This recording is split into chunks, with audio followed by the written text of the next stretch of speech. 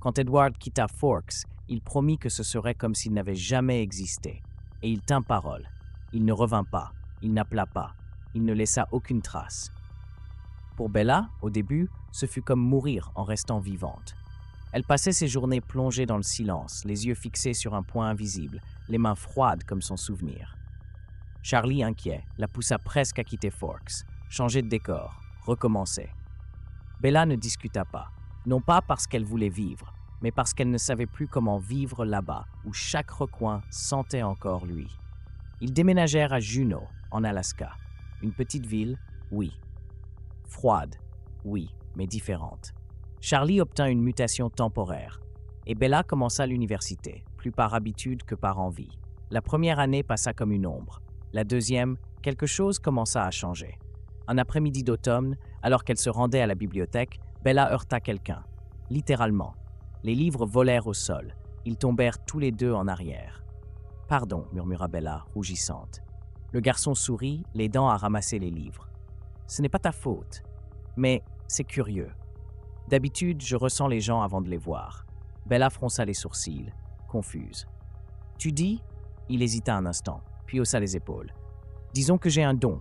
Je ressens l'âme des gens, leurs émotions, leur poids intérieur. » Bella rit, incrédule mais amusée. « Un médium ?» « Un peu, répondit-il sans se vexer. Il s'appelait Elliot, et ses yeux, gris comme l'orage, ne la regardaient pas comme s'il voulait la posséder. Il la regardait comme s'il la reconnaissait. Elliot et Bella commencèrent à se croiser de plus en plus, d'abord à la bibliothèque, puis dans des cafés, ensuite lors de promenades improvisées sous la pluie perpétuelle de l'Alaska. Au début, Bella gardait ses murs émotionnels bien hauts, mais Elliot était patient. Il ne posait pas trop de questions, il ne forçait pas, il était juste là. Et pour la première fois depuis des années, Bella recommença à rire pour de vrai, à respirer pour de vrai, à rêver, pas du passé, mais de quelque chose qui n'avait pas encore de nom.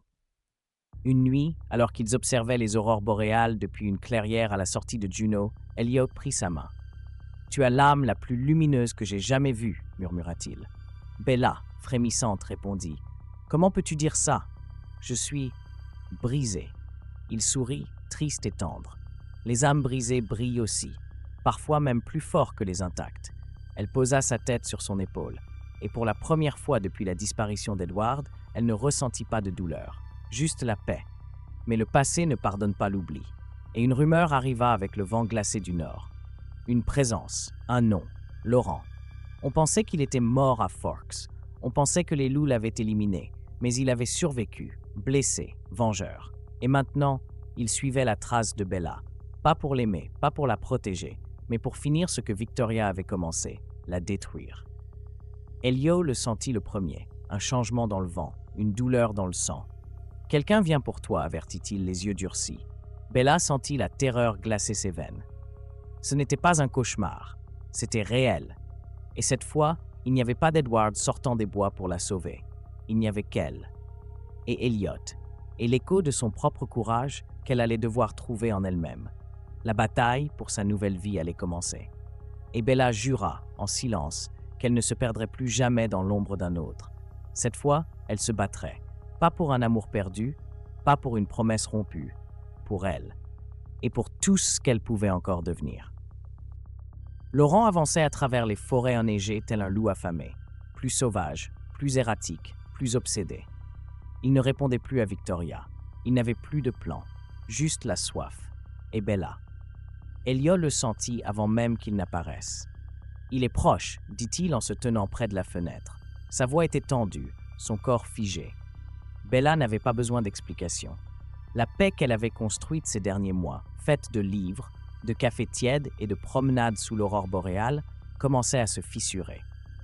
Mais cette fois, elle ne fuit pas. Elle n'était plus la fille qui pleurait parmi les arbres de Forks.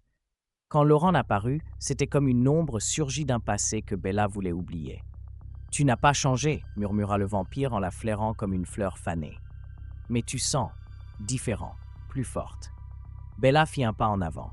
« Je ne me cache plus. » Elliot se tenait à ses côtés. Non comme un bouclier, mais comme un compagnon. Il ne lisait pas dans les pensées, ne contrôlait pas les éléments. Mais il ressentait ce que les autres ne voulaient pas montrer. Et ce qu'il ressentit chez Laurent fut la peur. Oui, sous la fureur et la faim, il y avait la peur. Car Laurent comprit, trop tard, que Bella n'était plus une proie. Elle était un point d'équilibre.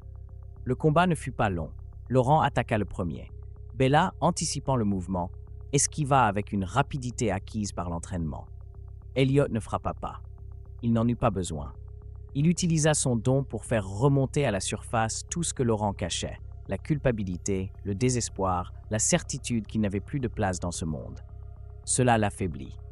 Et au bon moment, Bella planta le pieu en frêne dans sa poitrine, comme elle l'avait appris lors des nuits d'entraînement silencieuses avec Elliot. Laurent poussa un cri, puis plus rien. Cendre. La forêt respira de nouveau. Elliot s'approcha d'elle, le visage tendu, le regard fixé. « Ça va ?» Bella hocha la tête, non avec héroïsme, mais avec calme. « Oui, et pas parce que quelqu'un est venu me sauver, mais parce que j'ai choisi de me sauver moi-même. » Elliot sourit.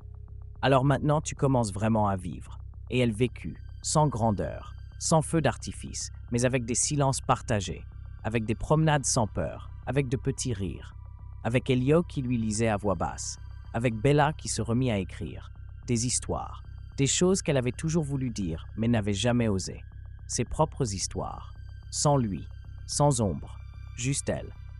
Le passé n'avait pas disparu. Parfois, il faisait encore mal, mais il ne gouvernait plus sa vie.